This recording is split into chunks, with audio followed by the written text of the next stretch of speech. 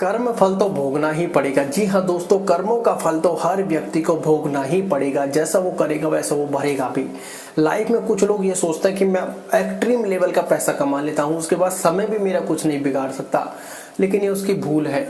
क्योंकि जब समय आता है तो अच्छे अच्छे को राजा से रंक भी बना देता है और अच्छे अच्छों को रंक से राजा भी बना देता है। समय पलटने में देर नहीं लगती। आपने हर व्यक्ति के मुंह से सुना होगा, धीरज रखो, समय बड़ा बलवान है और समय हर व्यक्ति का आता है। ऐसा नहीं कि आज आपको लग रहा है आपकी लाइफ में किसी व्यक्ति ने गलत कर दिया है, आप कहीं ना कहीं कमजोर फील कर रहे हैं खुद को। आपको ऐसा लगता है कि सामने वाला सामर्थ्य से परिपूर्ण है, लंबी चौड़ी फैमिली है, आपको कंट्रोल कर रही है, आपको दबा रही है, वो इतने बलवान है और आप कहीं ना कहीं कमजोरी फील कर रहे हैं। ऐसा नहीं है कि वो बलवान रहेगा तब भी क्या उसका बुरा समय नहीं आएगा। उसके जब समय आएगा सारी चीजें तितर बितर हो जाएंगी। क्योंकि भगवान के घर वो कहते हैं ना, देर है अंधेर नहीं है। भगवान के घर सिर्फ और सिर्फ न्याय होगा।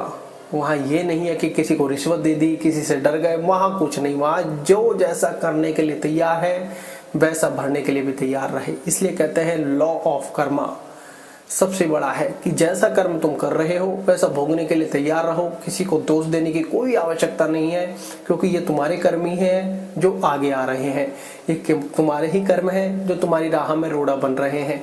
ये तुम्हारे ही कर्म है जो आज तुम्हें आसमान पर ले जा रहे हैं और ये तुम्हारे ही कर्म है जो आज तुम्हें जमीन पर ला रहे हैं।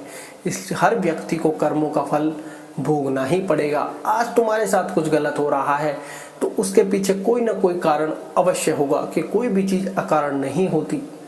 लाइफ में अगर कोई व्यक्ति ऐसा सोच रहा है कि मेरे साथ पूरे जीवन गलत ही गलत हो रहा है, कभी ये इंसिडेंट हो रहा है, कभी ये इंसिडेंट हो रहा है लाइफ में, तो आप ये प्रेडिक्ट कीजिए क्या इस जन्म में आपने कुछ ऐसा किया है। अगर नहीं तो पिछले जन्म में आपने डेफिनेटली ऐसा किया होगा, लेकिन हम पिछले जन्म को याद तो रख ही नहीं सकते। लेकिन वो कहते हैं ना, हमारे प्रारब्ध में वही चीजें ऐड हो जाती हैं। जिसके लिए गड्ढा खोदा है खुद उस गड्ढे में गिरने के लिए तैयार हो जाओ। जिसके साथ तुमने नेकी की है तो उस नेकी का फल तुमको नेकी के द्वारा मिलेगा।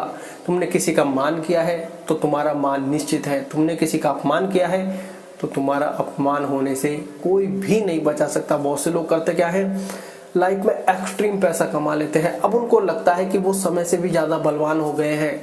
मैं लाइफ में ये कर लेता हूँ, ये कर लेता हूँ, ये कर लेता हूँ, ये सेविंग कर लेता हूँ, ये चीजें कहें कि ये चीजों में लगा देता हूँ कि समय आएगा तो ये चीजें तो मेरी सेफ रहेगी। जब समय आएगा आपके दरवाजे के अंदर तिजोरी में से ताला खोल के वो धन ले जाएगा। आपको ऐसा लगता है कि आपने लाइफ में बैंक में पैसे रख रखे हैं, लॉकर में रख रखे हैं, आरडी, इंश्योरेंस सब कुछ कर रखा है, उस सब कुछ को तहस नहस कर देगा अगर आपने कुछ गलत किया है तो। वो कहते हैं ना, गलत तरीके से कमाया वो धन जो आपके भाग्य में नहीं और आपने उसको अर्जित कर लिया गलत तरीके से, किसी दूसरे से छीन कर भी, वो धन आपके पास रुकेगा नहीं, वो जाएगा। तो आपको ये लाइफ में ध्यान रखना है। बहुत से लोग करते क्या है कि इतना अथा पैसा आ जाता है कि ये पैसा तो मेरे से जीवन भर खत्म नहीं हो सकता। जीवन भर अगर मेरी पुश्ते बैठ के खाएं तो खत्म नहीं हो सकता। अब इसमें समय क्या करेगा? समय आपको सुखी नहीं रहने देगा। अगर आपके लाइफ में बुरा समय लिख रहा है तो आपके कोई या तो ऐसा रोग होगा या कोई ऐसी बीमारी होगी कि जहाँ पर पैसा काम ही नहीं आ रहा होगा, या फिर पैसा बिल्कुल पानी के फ्लो की तरह बह रहा होगा, या फिर कहें कि उस बीमारी में आपके जो पैसे का फ्लो है इतनी तीव्र रफ्तार के साथ होगा कि आपको उसकी चिंता सताने लगेगी, ना कि अपनी बीमारी की। क्या पैसे ही सब फ्लो खत्म हो गया। लाइफ में ऐसे ही जब सारी चीजें होती हैं तब व्यक्ति को समझ में आता है कि समय सबसे बड़ा बलवान है। वो व्यक्ति जब इतना पैसा आ जाता है कहीं ना कहीं अंदर से अहंकार बढ़ जाता है उसके अंदर, और उसका ऐसा लगता है कि मैं ही भगवान हूं, अब समय मेरा क्या कर लेगा। लेकिन जब समय, कहते हैं ना, समय बड़ा बलवान है, जब समय की लाठी चलती है तो आवाज नहीं होती। और कर्मों का फल हर व्यक्ति को भोगना होगा, चाहे वो कितना ही सामर्थ्य हो, चाहे वो कितना ही अमीर हो, चाहे वो कितनी ही भगवान की पूजा पाठ करता हो।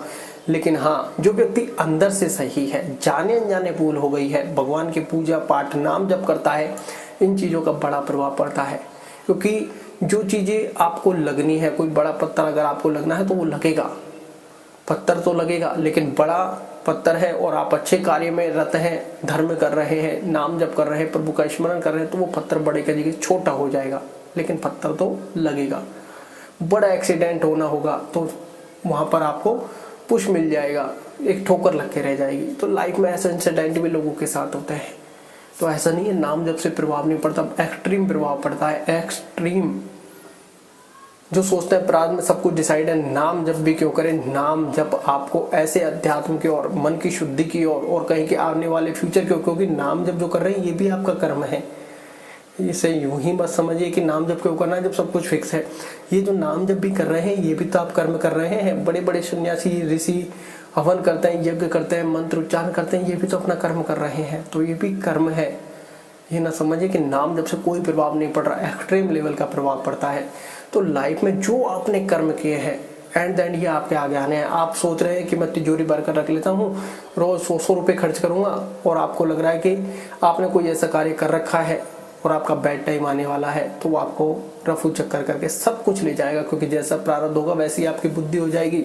जब आपका धन जाना लिखा होगा तो वो कहते हैं ना, विनाश काले विपरीत बुद्धि। आप खुद ही ऐसी क्रिया में लिप्त हो जाओगे जहाँ खुद ही पैसे लुटाने लग जाएंगे, क्योंकि उस धन का जाना अब लिखा है। आप चाहे कितने ही बैंक में रख लें, कितने ही लॉकर्स में रख लें, चाहे कितने ही कहीं कर ले। एक बार एक ऐसे व्यक्ति की कहानी सुनाता हूँ।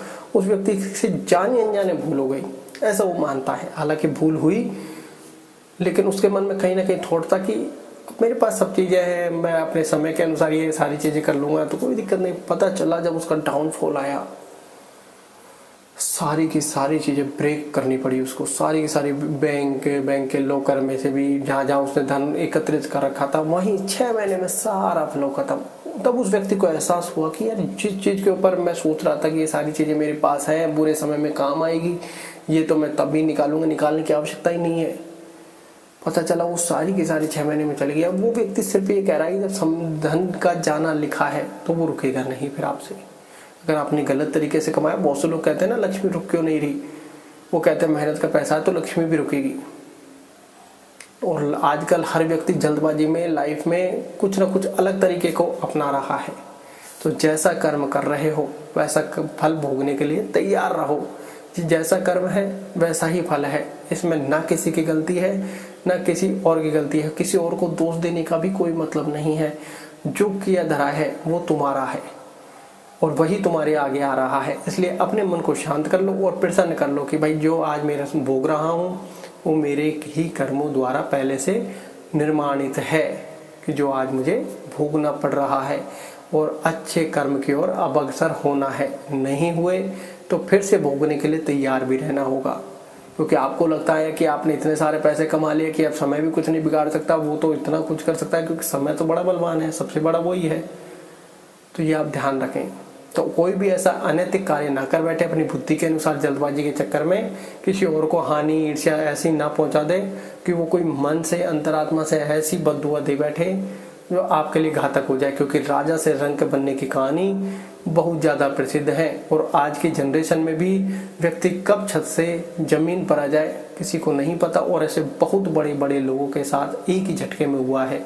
और जब कहते हैं अच्छे कर्म आते हैं तो रंक से राजा, ऐसा भी बहुत व्यक्तियों के साथ हुआ है। और सोशल मीडिया पर तो ये चीज़ें रोज की आम है कि व्यक्ति कब एक ही रात में आसमान पर आ गया। क्योंकि प्रारब्ध बड़ा स्ट्रांग होता है, ये बात आप ध्यान रखें। वो किसी को नहीं छोड़ता है, चाहे वो कोई अच्छे कर्म करने वाला हो चाहे वो बुरे कर्म करने वाला हो, दोनों का फल वो देता जरूर है। धन्यवाद।